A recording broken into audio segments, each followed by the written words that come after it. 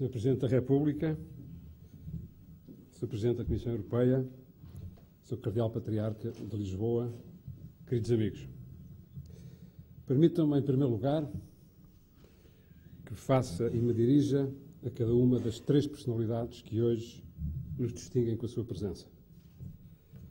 Sr. Cardeal Patriarca, a sua presença tem um significado único. O Sr. Dom José representa todos aqueles que entregaram toda a sua vida aos outros. E isso enche de paz esta sala.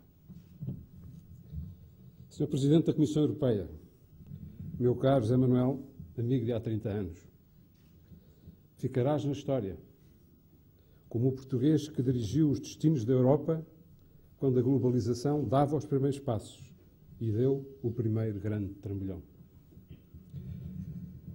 A presença do Presidente da Comissão Europeia traz o mundo a esta sala e estou certo que, ao refletir sobre valores connosco, levarás o sentimento desta sala a todo o mundo. Senhor Presidente da República, caro Professor Cavaco Silva, é público e notório o fraquinho que tem por si. O senhor representa, Sr. Presidente, tudo o que hoje um líder empresarial deve ter.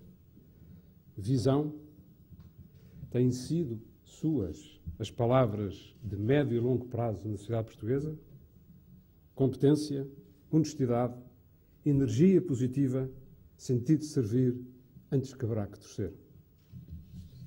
A sua presença aqui faz toda a diferença e o senhor sabe-o bem e por isso, em nome desta sala, eu lhe agradeço de coração. Este congresso é resultado do dinamismo e do crescimento da ACES nos últimos anos. A par de uma enorme oferta de acompanhamento espiritual aos nossos associados, fizemos centenas de debates com os mais prestigiados economistas, empresários e gestores sobre os temas centrais da gestão e da ética cristã nos negócios. Aumentámos decididamente o número de associados. Fomos à procura do país e das pequenas e médias empresas e abrimos 13 núcleos regionais. Tirámos a ACES de Lisboa e ajustámo-la cada vez mais à realidade da economia portuguesa. Amanhã mesmo, aqui às 11 da manhã, a ACES assinará um protocolo com a Associação dos Ex-Alunos da Faculdade de Ciências Económicas e Empresariais da Universidade Católica. São mais de 4.000 responsáveis empresariais atuando em toda a nossa economia.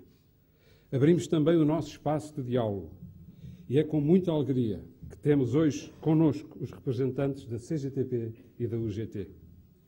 Lançámos com a preciosa colaboração da Accenture o Portal Ver, o melhor órgão de comunicação sobre valores e ética, atualmente disponível em Portugal e hoje distribuído já por 10.000 destinatários.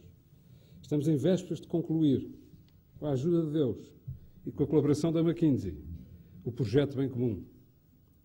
Com a participação do Grupo GEDMEL, o Grupo Santander, o Grupo Espírito Santo e a Caixa Geral de Depósitos, será constituído um fundo destinado a apoiar iniciativas empresariais de desempregados com mais de 40 anos e com perfil de empreendedor. Nos termos do estudo da McKinsey, falta um quinto investidor, se calhar nascerá deste Congresso. Lançámos a lista dos pagamentos pontuais, em partilha com a CIP e com a CAP, com o objetivo de que o máximo de empresas se comprometam publicamente a fazer o mínimo, que é honrar pontualmente os seus compromissos. Aprovámos o Código de Ética e cerca de 1.000 empresários e gestores já o assinaram. Provocámos um solavanco geracional na ACES, baixando a média etária e envolvendo a geração dos 45 e 55 anos, hoje com enormes responsabilidades.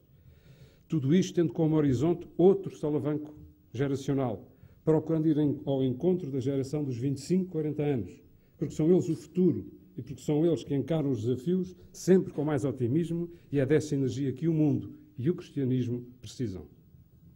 Apoiamos o desenvolvimento da Associação Cristã de Dirigentes e Gestores de Angola, que tem uma delegação aqui neste Congresso, os quais saúdo calorosamente, na esperança de prosseguirmos um caminho comum. E lançámos, uma vez mais, com a generosa e inestimável ajuda da McKinsey, o projeto Igreja, destinado a criar condições para ajudar a Igreja Católica a otimizar os seus recursos e a libertar os nossos padres para a vida pastoral e para o bem comum. Deixem-me dizer-vos de coração totalmente aberto A ACES é hoje uma realidade e, sobretudo, uma possibilidade demasiado séria para que a deixem só. Importa refletir sobre a razão de ser da ACES. A ACES assenta em duas fés. A fé do homem em Deus e a fé de Deus no homem. A fé dos homens em Deus faz-nos pertencer à ACES. Sendo esta a única associação cristã de líderes empresariais, o objetivo só pode ser um: reunir aqui. Mas há outra fé, a fé de Deus no homem. Deus acredita e criou-nos para que cada um fizesse a diferença no mundo onde intervém. Nesta fé de Deus em cada um de nós radica a matriz da ação da ACES. Não representamos interesses empresariais, nem representamos sequer os interesses dos nossos associados. A missão da ACES é ajudar cada um de nós a fazer a diferença na empresa em que atua. Por isso dizemos que não há empresas éticas, nem empresas generosas. Há pessoas éticas e pessoas generosas que transformam ética e generosamente as organizações em que se inserem. É esta a fé de Deus em nós. É este o limite da ACES, mas também a sua missão, a sua paixão e a sua liberdade. Importa também refletir sobre a ética cristã nestes tempos. O núcleo vital da ética cristã é o amor. O dever ser cristão é o amor. É por isso que é tão simples, é por isso que é tão exigente. E é por isso que obriga cada um de nós, num mundo empresarial tão estressante, tão concorrencial e tão tentador, a um enorme discernimento e a uma cuidada formação da nossa consciência. A ética cristã exige o cumprimento de toda a lei justa. Não devemos corromper, devemos pagar os nossos impostos, devemos respeitar os salários legais, devemos agir com boa fé com os nossos clientes e com os nossos fornecedores. Mas isso é o mínimo ético. E a ética cristã não se basta com o mínimo ético. Ao dever ser civil, acresce o dever ser da generosidade. Tomemos dois exemplos. Não basta, à luz da ética cristã, pagar o salário mínimo nacional, sabendo que é um salário próximo do limiar da pobreza. É preciso confrontar o nosso exercício de racionalidade económica com a nossa generosidade. Só depois desse exercício e de uma conclusão séria, poderemos e deveremos pagar então o salário mínimo nacional. Também não podemos tirar partido da crise e, a coberto dela, atrasar pagamentos aos nossos fornecedores. É precisamente porque estamos em crise que devemos fazer um esforço acrescido para pagar pontualmente, não colocando ainda mais dificuldade e sofrimento no tecido económico. Na grande abstração da economia, nunca podemos esquecer que, no fim, estão pessoas e famílias. E não transformemos as culpas do Estado, as enormes culpas do Estado, numa desculpa ainda maior para todas as empresas. Se o centro vital da ética cristã é o amor, os líderes empresariais cristãos devem entender e olhar os stakeholders como o seu próximo. Exatamente, o próximo de que fala a Bíblia. Amar os nossos colaboradores, os nossos clientes, os nossos fornecedores, significa uma coisa muito simples que Cristo esclareceu de forma muito pragmática. Ama o teu próximo como a ti mesmo. Isto é, em linguagem nossa, trata aos outros como gostarias de ser tratado por eles se as posições fossem inversas. Na minha experiência empresarial e de gestão, numa organização já com 240 pessoas, ensina-me de ciência exata. A ética é um investimento de longo prazo, mas é o melhor investimento de longo prazo. Terceiro ponto. Intervenção da ACES na avaliação das políticas públicas. Quando os bens são escassos, o amor tem que ter uma estratégia. Tem que ter prioridades. O amor, na ordem civil, diz solidariedade. A ACES, no quadro do seu Código de Ética, tem denunciado que o desperdício do Estado é o mais grave pecado social da sociedade portuguesa. A incapacidade do nosso Estado de se sujeitar às melhores práticas públicas aplicadas noutros Estados, tal como as nossas empresas se têm de ajustar às melhores práticas da concorrência, consome, sem moral nem misericórdia, as energias do país e os impostos dos portugueses. E pior, porque a carga fiscal atingiu o máximo sustentável, o desperdício significa que a riqueza que devia ocorrer aos verdadeiramente necessitados é desviada para manter uma organização ineficiente, caríssima e, pelos vistos, de reforma inacessível aos cidadãos que a pagam. É em nome dos pobres, dos desempregados, dos idosos, dos imigrantes, de todos os excluídos ou em dificuldades que a reforma do Estado se tornou um imperativo. Não é um imperativo apenas económico, é sobretudo um imperativo ético. Por que razão? Um estudante húngaro entre os 6 e os 15 anos custa 30 mil dólares e o mesmo estudante em Portugal há de custar 60 mil dólares, apresentando o sistema educativo húngaro muito menores resultados. Por que razão os tribunais portugueses têm que ter o dobro dos funcionários da média europeia e a nossa justiça apresenta um dos piores desempenhos da União Europeia? Isto não é justo. A solidariedade em Portugal está com falta de estratégia e sem corretas prioridades. A relação entre o Estado e a economia, nela se incluindo empresários e trabalhadores com os seus impostos, não é uma relação justa. É preciso um olhar cristão sobre a reforma do Estado que determine essa reforma em nome da justiça social. Quarto ponto, a Igreja Católica. A Igreja Católica está no centro das preocupações e da missão da ACES. A Igreja Católica é a maior história de amor ao próximo da sociedade portuguesa. A Igreja Católica é o maior empreendedor social português, mas mais, muito mais do que isso, nenhuma outra instituição como a Igreja multiplica, portanto, a boa vontade dos homens. A Igreja precisa de nós.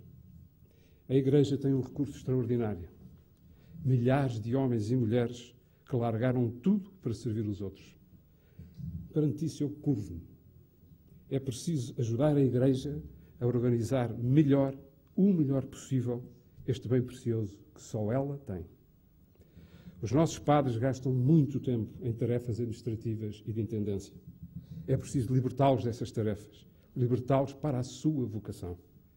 Se conseguirmos libertar mais 25% do tempo dos nossos padres para a vida pastoral e para o amor ao próximo, havendo cerca de 4 mil padres, é como se gerassem mais 1000 padres. Meu Deus, quanto bem pode nascer daí. Por isso temos dito aos senhores bispos, e repito aqui ao Sr. Cardeal Patriarca, queremos amar a Igreja e queremos que a Igreja, e pedimos que a Igreja se deixe amar. Último ponto, os líderes empresariais cristãos e a crise. A primeira palavra é devida a todos os que estão a passar por grandes dificuldades, ou que já possam mesmo ter perdido a sua empresa ou o seu emprego. Para esses, aqui ou no resto do país, a nossa mais profunda solidariedade. A segunda palavra é para dizer que não se peça aos líderes empresariais que ponham na gaveta as ciências empresariais e a racionalidade. Peçam tudo aos líderes empresariais, tudo, menos milagres. A terceira palavra é de firmeza. Sabemos que a onda da crise em 2009 será enorme e que se Portugal, à saída da crise, estiver pior do que entrou, a segunda vaga, em 2010, até poderá ser pior. Perante tamanho desafio, eis uma bela oportunidade para uma elite empresarial mostrar o que vale. Devemos enfrentar esta crise como líderes. Os líderes empresariais são a tropa de elite da economia. Não podemos, em nenhum momento, tirar do nosso pensamento e do nosso coração a expectativa e a confiança que milhares e milhares de trabalhadores e as suas famílias depositam em nós. Perante esta onda, que ninguém arrede pé. Sejamos solidários desde logo entre as empresas. Saibamos ser parceiros de crise uns dos outros. Disponibilizemos uns aos outros. Saber o que vai acontecer e como dar a volta é o pão que os líderes empresariais mais precisam. Por isso, informar é amar. Porque é dar ao outro o que ele mais precisa e sem a nossa ajuda não consegue obter. Em 2004, no nosso congresso, uma pessoa aqui presente disse o seguinte: a ordem económica internacional tem que ter coração. Foram palavras do Sr. Presidente da República. Essas palavras são ainda mais atuais hoje do que eram em 2004. A solidão do capitalismo exige a sua permanente confrontação à luz da ética e do coração. Queridos amigos, podemos viver de duas formas. preocupados com a posteridade ou preocupados com a eternidade.